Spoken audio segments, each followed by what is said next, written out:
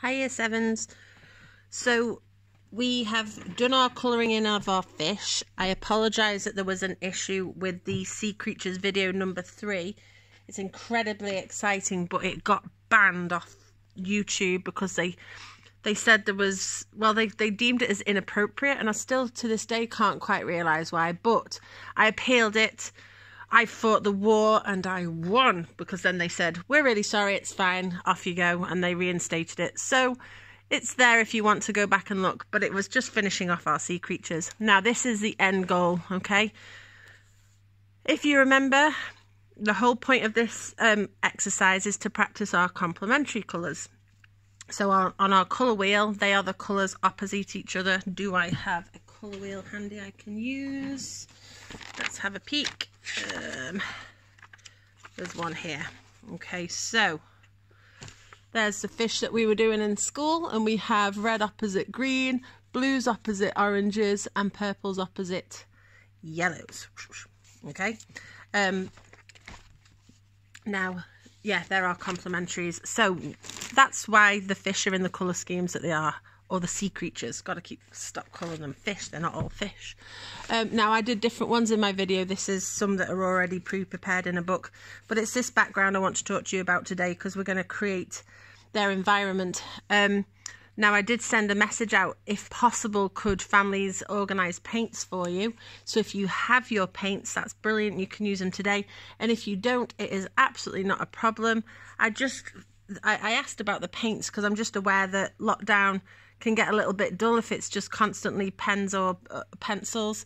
So that's the reason that I asked for that. But I've got some little alternatives just to show you today in case you don't have it. Right, let's move to my next sketchbook.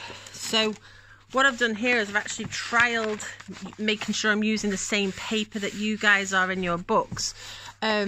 Because different papers react different ways. So first of all, if we do have our paints, look at these Scabratty paints, my goodness me. I need some new ones, don't I? So the first thing I want to do is think about our background, how we're going to apply the paint. Now there's different ways, so I just want to talk you through a few things, and then there's no rules to this, you're making your own environment. The first technique is obviously if we want to have a nice blue background, thinking of underwater. So this technique is called a wash. Okay, where we put the paint down on the paper and you keep moving. If you're running out, that's fine, you can blend colours, but it's wet paint going onto dry paper. That's called a wash. Okay, now if I stop and have a chat, this will dry, and then if I go back, because I've let this dry, you will get what we call like a stain mark in there, where the wet paint touches the dry paint, and that's hard to get rid of. However, you might think, well, do you know what, I quite like the effect, it looks good. That's okay. So that's wet on wet. Now another effect you could use is a dry brush, so no water on it, with my wet paint, and it's called, do you know what, that might have been too wet now, but the idea is you get quite a scratchy feel to it. So that's a dry brush, and that will give you a different texture. Now this is already starting to dry, so what I could try is dry brush technique over the top of a wash. That could look quite cool, because you'll get texture off of your brush in it. These little scratchy lines that are appearing might actually be a good thing. Yeah, so that's one thing. Then there's another effect which I've always a big fan of. I like that, and it's called wet on wet. So plain water, you can paint onto your page, and then you can drop wet paint. So this is wet on wet. Now you can leave it to find its own way.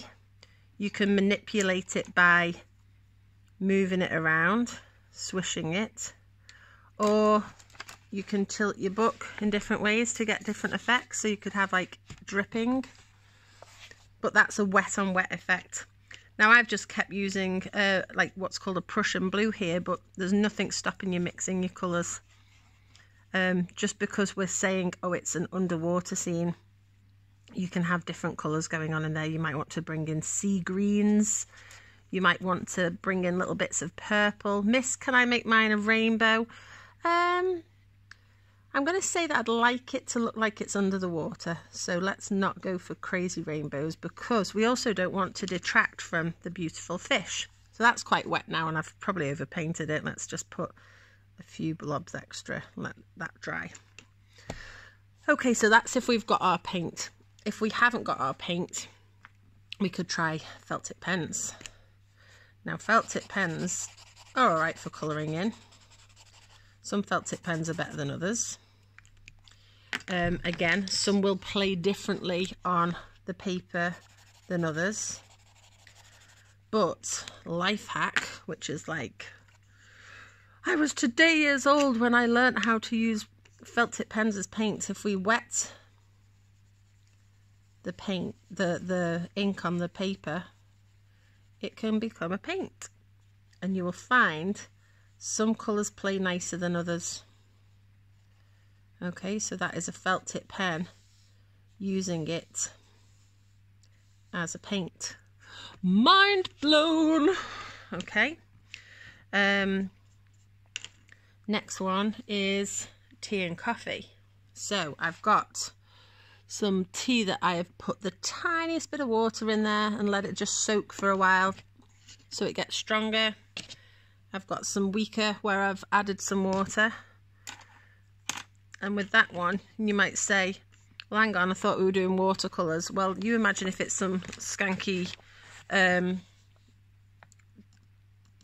canal in England that's got things like supermarket trolleys and bike frames chucked in it. Maybe it wouldn't be so gloriously blue and green. So this is me using tea to paint with. Now with that, when you let it dry, that would make quite a nice seabed actually, but when it's dry you can paint over it and you can layer it so the colours will get darker. If I just flip to this side, I should have one that is dry, and I can put my next layer on. So that one takes a little bit longer as a process. Should have probably gone from a darker one. But yeah, you can build up your tones in that one. Now this little bad boy here is created with coffee. So if you remember, say, Brusho from school, that's that little powdery ink stuff that gets me incredibly giddy. We can try that. Now I've got some granules here, coffee granules. If I chuck it on in a big lump without messing with it, so just the granules straight from there, we can see they're starting to develop a little bit. Yeah. However, if you kind of grind the coffee with the back of a teaspoon and get it to more a powdery texture, I've got some on my finger there, and sprinkle that on, that almost starts to have like a little Brusho effect where it'll start to melt out a little bit faster and give you a different texture. They look like little rocks actually, don't they? But the issue with that is you'll buckle stinker coffee, which is fine. If you need to speed up a drying process, you can get a little bit of paper, kitchen towel, or DCC. Do you remember we call it that in my class? Derriere cleansing cloth. And we can just, you can just dab it dry to help things move on a little bit faster. Okay?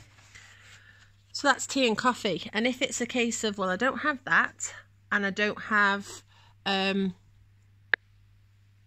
okay, I just paused the video then, so I think I just said, if you don't have tea or coffee, there is another option. You could use colour pencils, or we could go down the line of some collage. Now, I'm reluctant to say use collage, but I'm just trying to cover all the bases for people who say, I don't have this and I don't have that, I haven't got tea, I haven't got felt tips, haven't got any paints.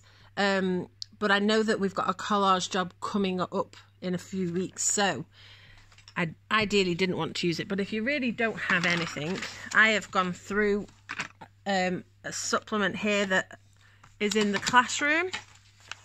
In my collage box, someone has kindly donated it, and I'm looking through and I'm thinking, is there anything in here?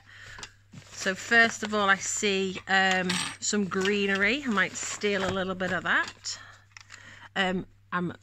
Get that you won't have craft knives, I'm just shortcutting here. and I can cut myself out some nice wavy reeds with a craft knife or scissors, and I could use this bit. I'm basically looking for anything where I think it might be suitable. There's some nice blues. I think I spotted before an illustration. Oh yeah, here we go. There's some nice long bits there. I have no idea what's going on in that story, but it's quite an interesting image. But I'm repurposing it, and I can make myself some lovely reed shapes that I can then take out. And it doesn't matter if, oh, there's a red bit. It's all right, it's fine, it's not a problem. It might get layered, it might get hidden, it might not get used at all. I like these colours here, they look really good. They actually look like reeds in a way, with them being a foresty kind of scene. And then I could have these stuck for my fish to look like they're swimming in and out of. Yeah, because I'd quite like a little environment. Now this paint has been drying because I paused it. Someone came into the classroom. So there's the wash, and then I could actually add little textures to it. Okay, I can create some more. I could then wash that again if I wanted, or I can leave it as extra detail. Okay, so I'm obviously rushing here. So the idea is that you will create your own background for your sea creatures. If I look here, you can see where I've let my colours melt into each other. You can see where I've actually used some pens afterwards, like I showed you. I've drawn some yellow into that, keeping my yellows because obviously yellow makes a lighter green. But yeah, so a nice background. Now as a title, if you want to, you can add complementary colours, and so, but I'm okay with it staying as a piece by itself because we can add notes and tabs at a later date. Instead of a written title, I might have something like this later on. Okay, so yeah, backgrounds for your beautiful fish. When you cut them out, please cut them out super carefully. I knew it was going to be really difficult to get all around these details, and I know it sounds a little bit strange, but I quite like things like this edging of the paint, so I didn't want to get rid of that. So I gave myself a little millimetre or two of a white border going round, but that takes time. This one here, I actually, where am I in the camera? I ripped the edge as opposed to just cutting it straight because I thought, well, that'll give a nice little feathery feel to it. I could have done it on all of those bits actually, couldn't I?